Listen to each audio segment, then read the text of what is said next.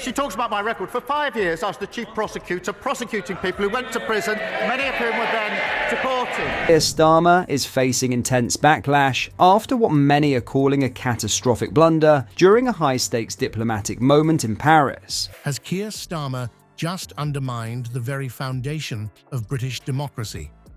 While standing in Paris, our Prime Minister casually suggested he could deploy British troops to Ukraine without consulting Parliament first, something even Boris Johnson wouldn't have dared attempt.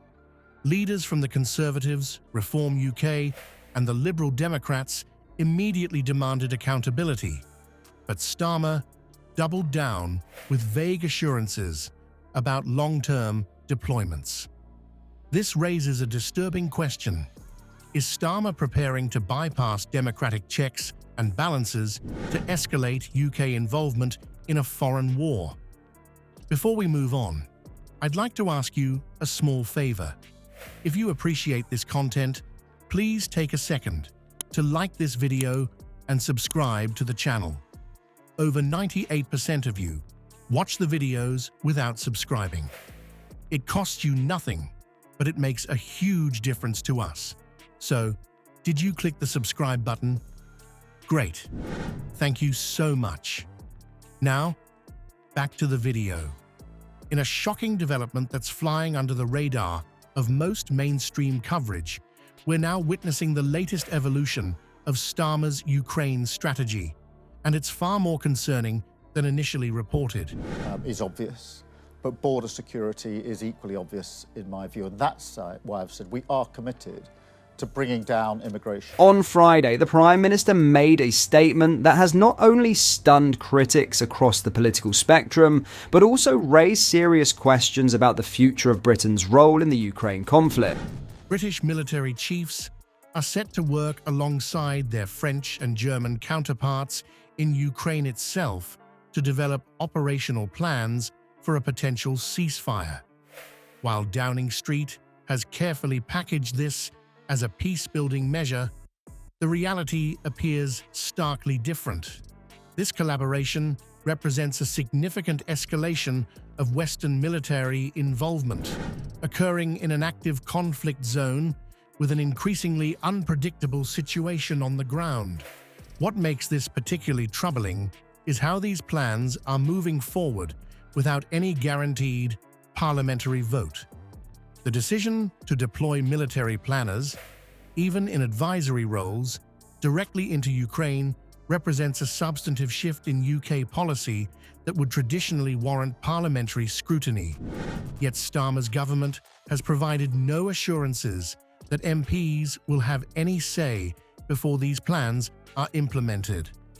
This fits perfectly into the pattern we've been examining: the systematic removal of democratic checks on executive war powers. The timing couldn't be more suspect. While public attention remains focused on Starmer's statements about training missions, this parallel military planning operation has received minimal coverage.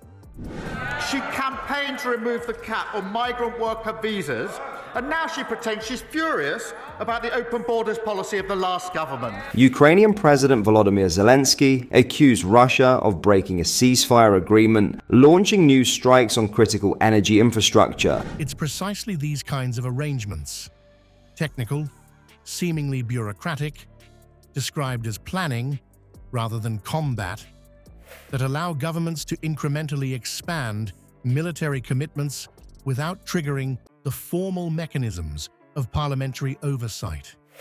Military experts have privately expressed concern about the nature of these planning operations.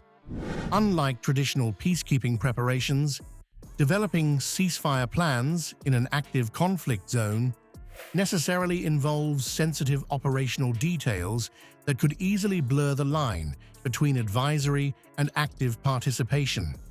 The distinction between planning for peace and preparing for potential escalation becomes dangerously ambiguous in such contexts. Constitutional scholars are raising alarm bells about the precedent being established. Traditionally, the deployment of British military personnel into conflict-adjacent roles has been subject to clear parliamentary oversight.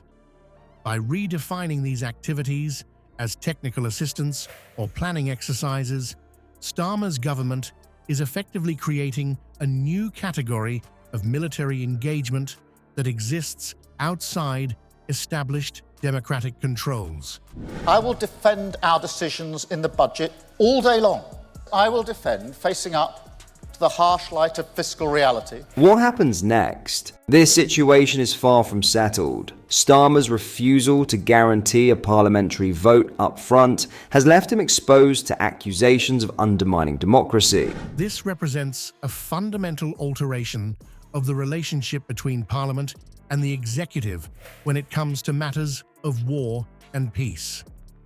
What's particularly striking about this development is how it contradicts Labour's historical positioning.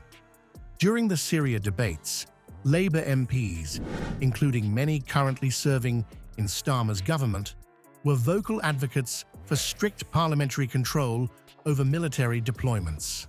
They argued passionately that even limited engagements required proper democratic authorization.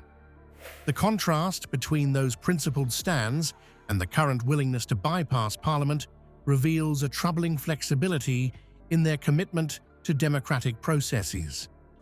The Prime Minister knowingly appointed a convicted fraudster to be his Transport Secretary. What was he thinking? Yesterday was supposed to be a moment of strength and strategy for Prime Minister Keir Starmer, but instead, it's turned into what many are now calling a political disaster. The reaction from military families has been predictably anxious. Support groups representing service members have expressed growing concern about the potential for mission creep, where advisory roles gradually transform into more direct involvement. These families understand better than most how seemingly minor deployments can evolve into more dangerous commitments, and they're questioning why their elected representatives aren't being given the opportunity to properly scrutinize these plans. Diplomatic observers have noted how this approach differs markedly from other European democracies. In countries like Germany, parliamentary approval for military deployments remains robust and clearly defined. Even when expedited procedures exist for emergencies, there are still clear mechanisms for legislative oversight. Starmer's approach represents a distinctly British shift toward executive dominance in military affairs, one that lacks the constitutional safeguards present in comparable democracies. The absence of clear timelines or parameters further compounds the problem. Without parliamentary involvement, there are no publicly established criteria for success or failure, no agreed-upon limitations on the scope of these planning operations, and no transparent mechanism for evaluating mission creep. I'm convinced that if we can show that politics can change Britain for the better, then we can face the future with confidence. Critics accusing him of dodging accountability and potentially dragging the UK into dangerous territory. So what exactly did he say? This creates a dangerous accountability vacuum where military commitments can expand incrementally without ever facing a definitive moment of democratic reckoning.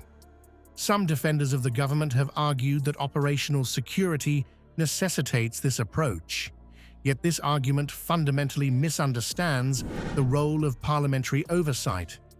No one suggests that sensitive tactical details should be publicly debated.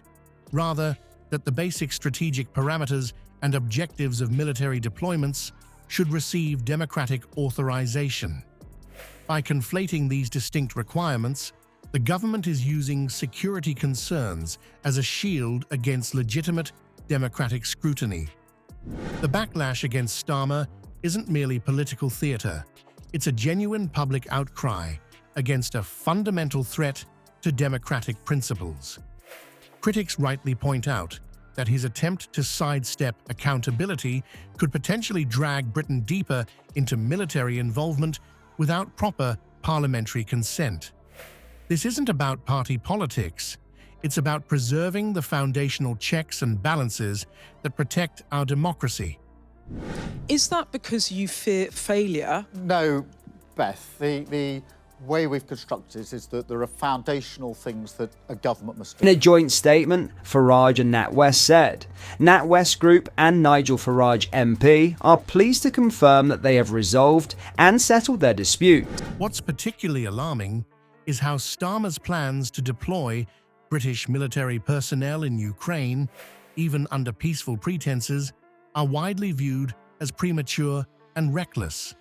This serves as a stark reminder that democracy thrives only when citizens actively demand transparency and hold their leaders accountable, regardless of political affiliation.